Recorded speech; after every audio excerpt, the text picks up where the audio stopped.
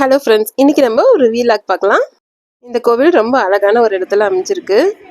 கோவிலுக்கு போகிற வழியில் மாலை வாங்கிறதுக்காக போயிருந்தோம்.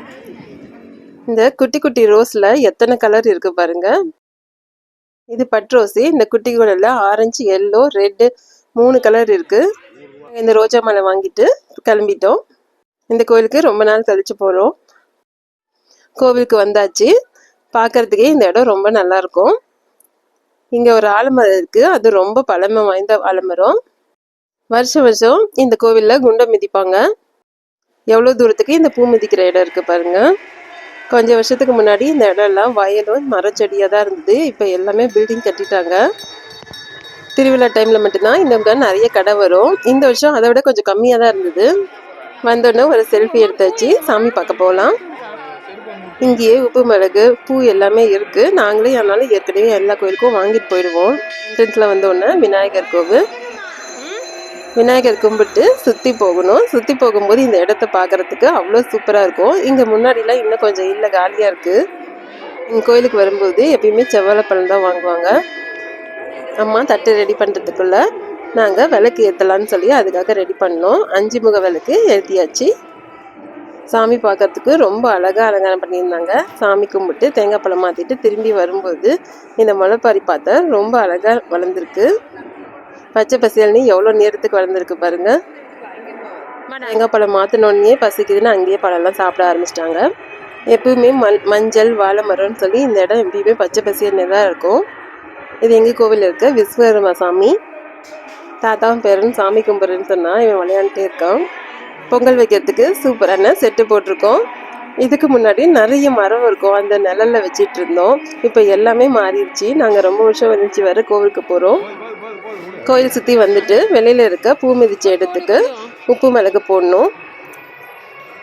முதல்ல இந்த கோயிலுக்கு போகும்போது நாங்கள் பரிசலில் போனோம். இப்போவும் பரிசல் இருக்குது, ஆனால் அந்த சைடு யாரும் கூட்டிகிட்டு போகிறதில்ல. பரிசல்லேருந்து நடந்து ரொம்ப தூரத்துக்கு வரணும்.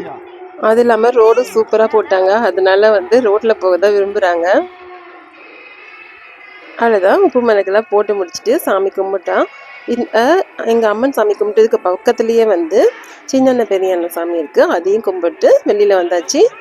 திருவிழான்னு வந்தாவே இந்த அல்வா கடை கண்டிப்பாக இருக்கும். எங்களுக்கு எல்லாத்துக்கும் ரொம்ப பிடிக்கும். நாங்கள் அல்வா வாங்கிட்டு தேவையான வளையல்லாம் வாங்கிட்டு வந்தோம். எங்கள் பசங்க அவங்களுக்கு பிடிச்ச விளையாட்டு பொருளாக வாங்கிட்டு வந்துட்டு எவ்வளோ சந்தோஷமாக ஜாலியாக விளையாண்டுருக்காங்க பாருங்கள். பாப்பாவை தூக்கி எப்படி சுற்றிக்கிட்டு இருக்கான். பூஜைலாம் முடிக்கிறதுக்கு 12 மணிக்கு மேலே ஆயிடுச்சு. செம்ம வெயில். ஃபஸ்ட்டே ஒரு ரைஸ் வாங்கினோம். அப்புறம் டபுள் கலர் ரைஸ் இல்லைன்ட்டாங்க. அதில் தான் இவ்வளோ நேரம் தேடி ஒரு டபுள் கலர் ரைஸ் வாங்கிட்டோம். இந்த சேமியா ஐஸ் தான் இவ்வளோ நேரமாக தேடிட்டு இருந்தோம். அவர் இல்லை, சாதா ஐஸ் தான் இருக்குன்னு சொல்லிட்டாரு. அதை தேடி பிடிச்சி எடுத்துகிட்டு வந்துட்டேன். இந்த செட்லாம் அங்கேயே மொட்டை அடித்து கடை வெட்டி காது குத்துவாங்க, அதுக்காக போட்டிருக்காங்க.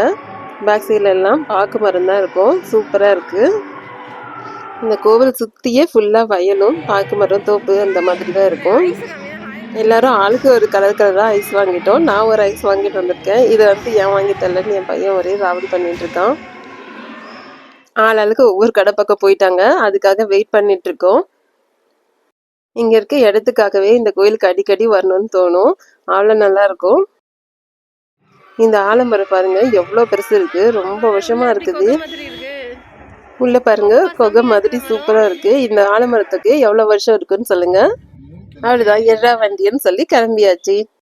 இந்த வீடியோ உங்களுக்கு பிடிச்சிருந்ததுன்னா லைக் பண்ணுங்க, சப்ஸ்கிரைப் பண்ணுங்க. தேங்க்யூ.